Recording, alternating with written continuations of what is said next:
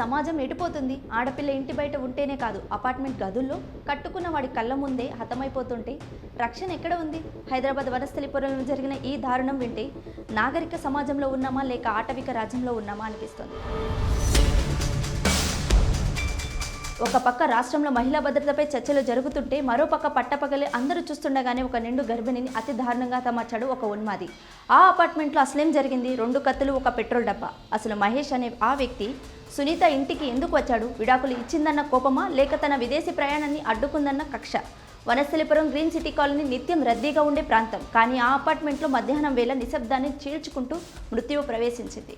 నిందితుడు మహేష్ తన మాజీ భార్య సునీతపై పాత కక్షలకు మనసులో దాచుకున్నాడు. సునీత విడాకులు తీసుకుని శ్రీనాథ్ అనే వ్యక్తిని పెళ్లి చేసుకుని ఇప్పుడు 3 నెలల గర్భవతిగా ఉన్న విషయం వాడికి తెలుసు.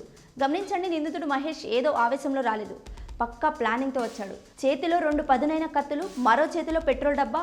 అడ్డు వచ్చిన వారిని తగలబెడతానని బెదిరిస్తూ సునీతపై విరుచుకుపడ్డాడు.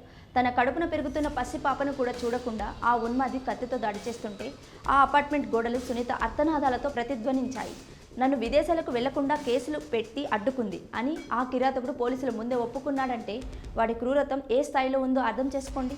అసలు ఆ సమయంలో అక్కడ ఏం జరిగింది? ప్రస్తుతం మహేష్ పోలీసుల కస్టడీలో ఉన్నాడు. అయితే ఈ హత్య వెనుక ఇంకా ఎవరైనా ఉన్నారా? అసలు అంత ధైర్యంగా పెట్రోల్ డబ్బాతో అపార్ట్మెంట్లోకి ఎలా రాగలిగాడు?